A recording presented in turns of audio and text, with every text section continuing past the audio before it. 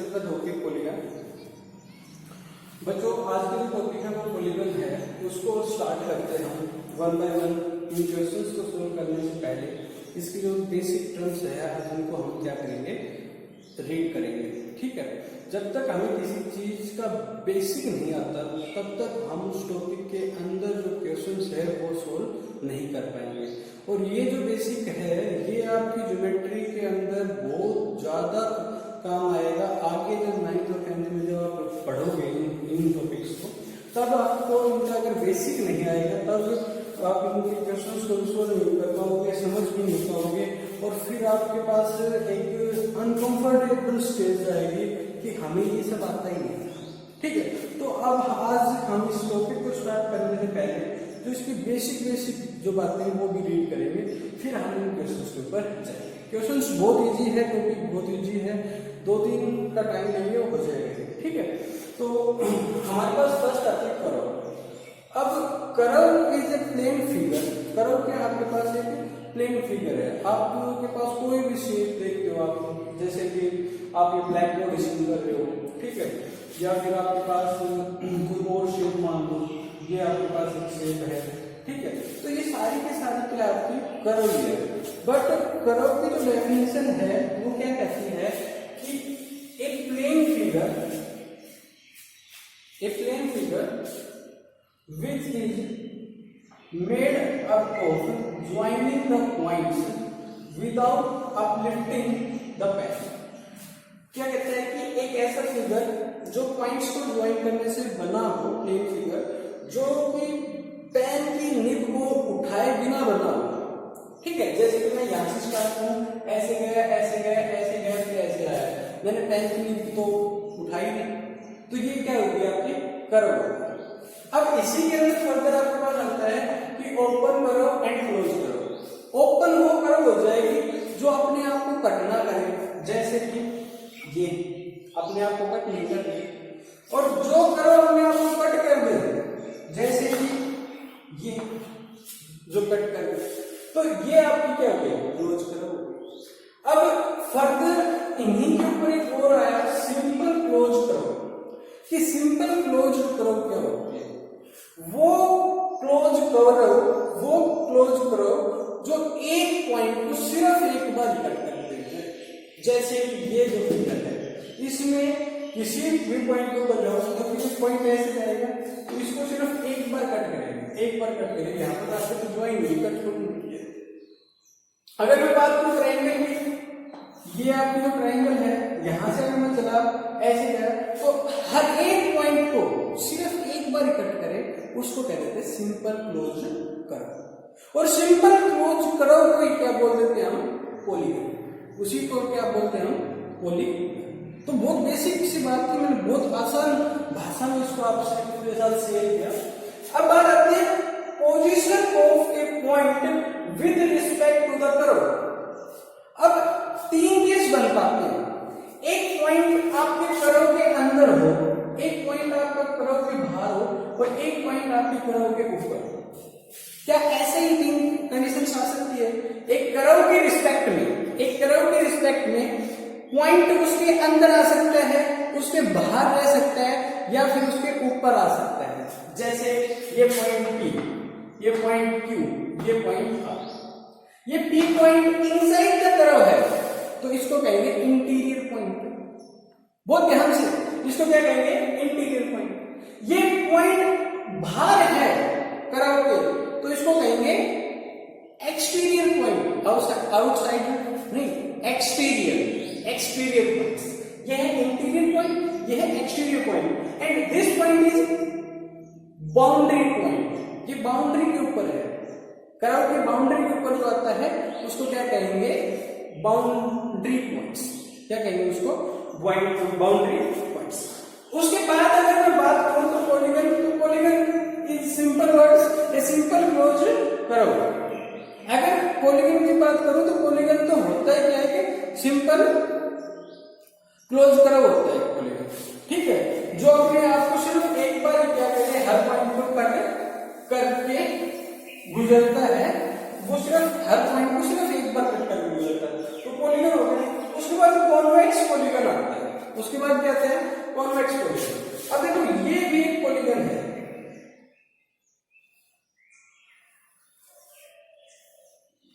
ये भी एक पॉलीगन है। देखो इसने हर पॉइंट को सिर्फ एक बार कट किया है, बोलो किया है या नहीं किया? हर पॉइंट को सिर्फ और सिर्फ एक बार क्या किया इसने कट किया है, तो ये एक पॉलीगन है।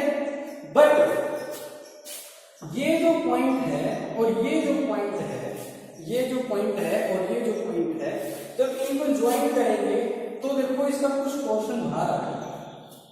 और अगर कुछ पोर्शन बाहर आ जाए तो वो पॉलीगन कॉन्वेक्स नहीं हो सकता। तो कॉन्वेक्स की डेफिनेशन क्या बन गई?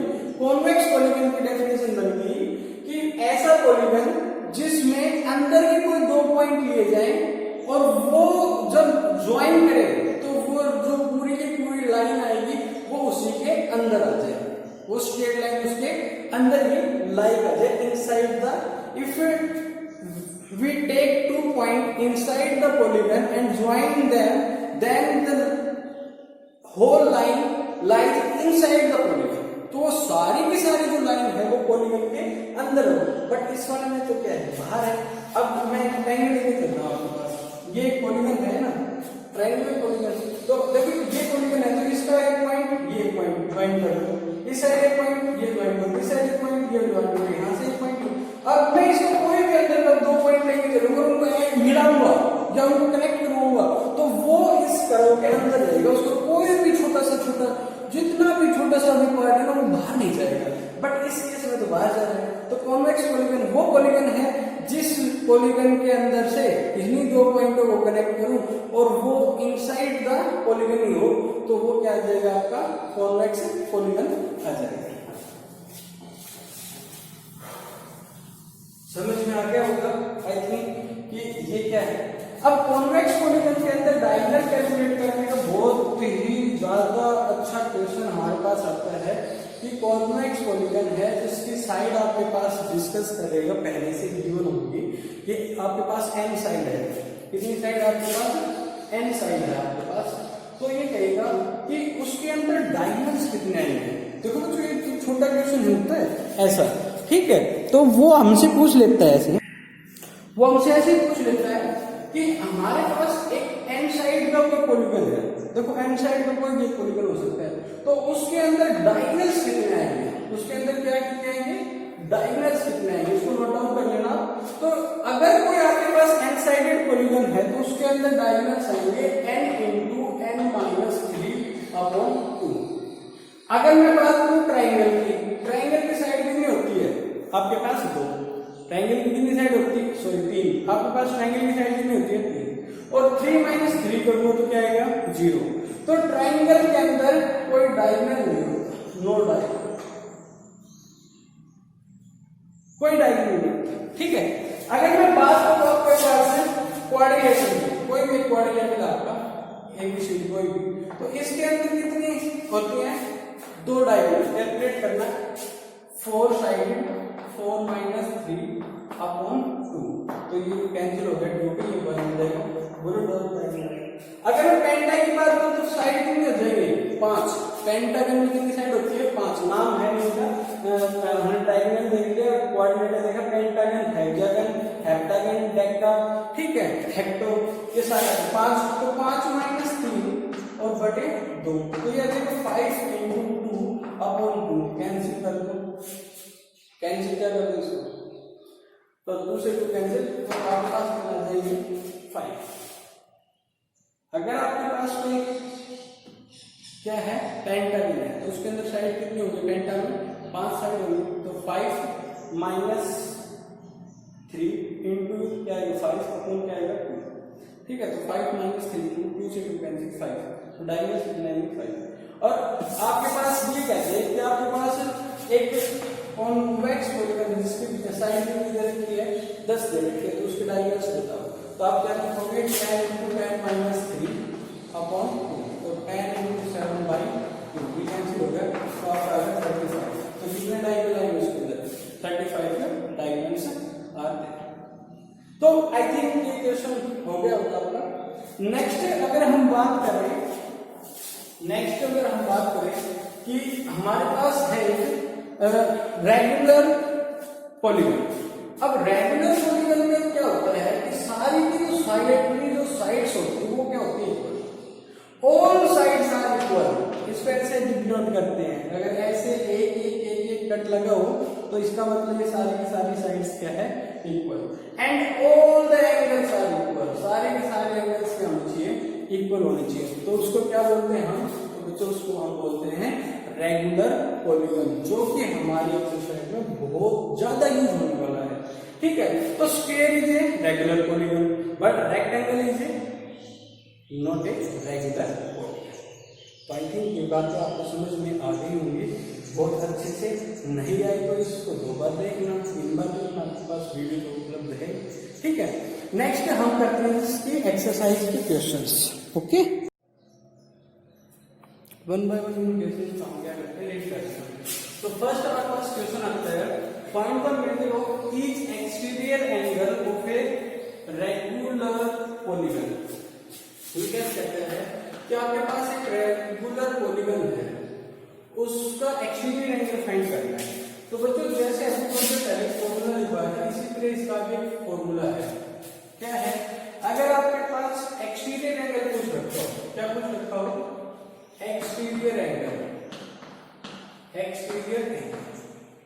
तो आप क्या करोगे, इज इक्वल टू, तो हमारे पास जो एक्सटीरियर एंगल्स का सम होता है वो होता है 360। एक्सटीरियर एंगल्स का सम क्या होता है, 360। अपॉन में क्या लिखते हैं, नंबर ऑफ साइड्स। अपॉन में क्या लिखते हैं, नंबर ऑफ साइड्स।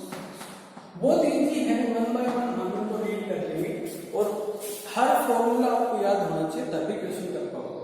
तो एक्सटीरियर एंगल क्या होता है, 360 अपॉन में number of sides.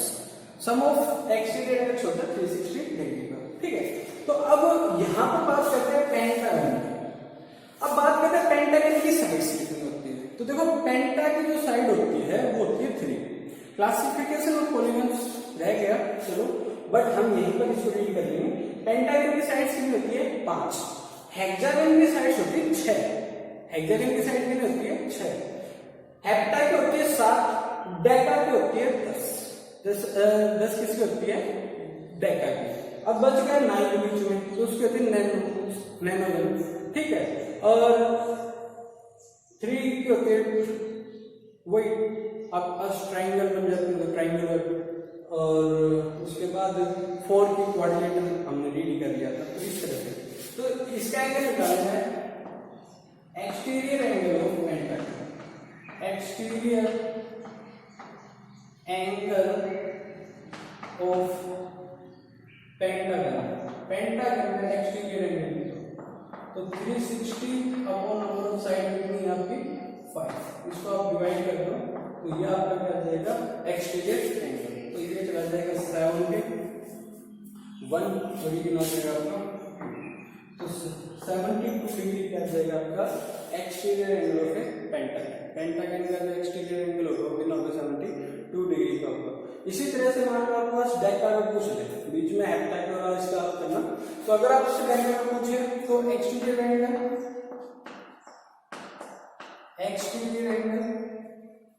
Of Deka gun, बस इनके ऊपर गन लगा देते हैं। मान लो एन साइड हो तो एन गन लगा देंगे, बात समझ पाएंगे। अगर एन साइड हो तो कितने लगा देंगे, एन गन। तो ये आ जाएगा, तो ये आ जाएगा 360 अपॉन 10 कैंसिल, ये आ जाएगा 36 डिग्री। पेंटा में कितना आया 72 और डेका में कितना आया 36 डिग्री। ओके, अब अगर मैं बात करूं कि पॉलीगन ऑफ 15 साइड्स, 15 साइड का जो पॉलीगन है तो उसका क्या जाएगा, तो वो आ जाएगा आपका 360 अपॉन 15। ठीक है, अगर हेक्टर के बाद तो 360 अपॉन 7 बोलो, ऐसे ही होगा। तो ये आपका फॉर्मूला अगर आपको याद है कि एक्सटीरियर एंगल वो क्या होता है 360 upon number of sides, then आप कैलकुलेट कर सकते हो exterior angle of any polygon. Exterior angle of polygon, ठीक है बच्चों। नेक्स्ट हम करते हैं क्वेश्चन नंबर 2। घबराना नहीं, थोड़ा ही काम दूंगा, ज्यादा नहीं देगा आप लोगों को, कैलकुलेट कर लेंगे इसको। Is it possible to have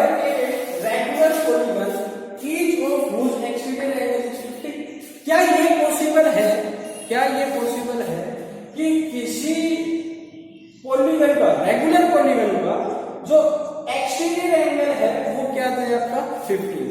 तो देखो गिवन आपके पास है एक्सटीरियर एंगल, क्या गिवन आपके पास ये एक्सटीरियर एंगल गिवन है, ठीक है, आपके पास है एक्सटीरियर एंगल क्या आपका गिवन है कितना 15 डिग्री। आपको बताना क्या है, आपको बताना है कि क्या ऐसा पॉसिबल है, तो मतलब आपके पास क्या चाहिए साइड आनी चाहिए। तो देखो एक्सटीरियर एंगल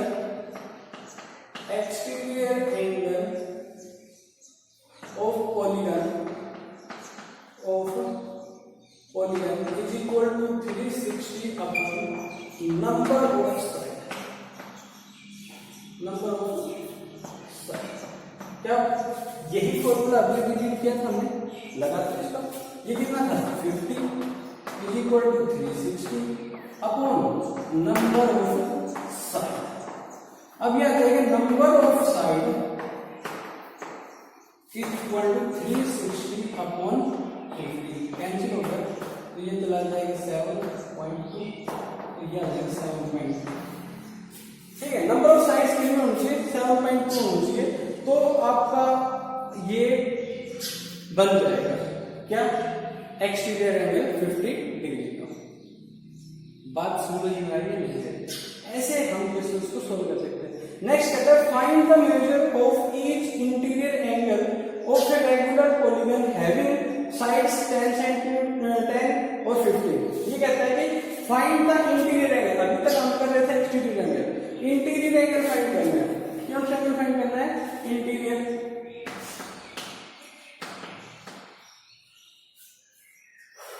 इंटीरियर एंगल होता है 180 माइनस एक्सटीरियर एंगल, ये भी आपको क्या करना है यार।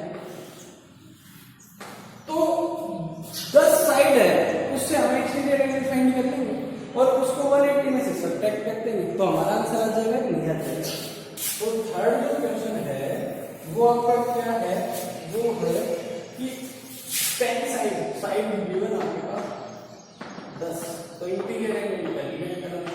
तो इंटीरियर जो एंगल है आपका, इंटीरियर एंगल वो आ जाएगा 180 minus exterior angle 360 upon side, cancel हो जाएगा 180 माइनस 36, 180 माइनस 36 यहाँ से कर लो तो ये आ जाएगा 10 10 माइनस 6 4, ये 7 7 माइनस 3 4 और ये आ गया 144। तो ये आपका आ जाएगा 144 जब आपकी साइड में होगी 10। अगर 15 हो तो यहाँ पर क्या लिख देंगे 15। बहुत इजी क्वेश्चन था बच्चों, आपको ये करना है, इसके बचे हुए क्वेश्चन हम कल कर लेंगे, 1 बाय 1 करो, वो जो बेसिक था उसके नोट्स याद करो, ठीक है, बुक से और उस वीडियो की हेल्प से। कोई परेशानी हो तो मेरे पास शेयर करो, ठीक है।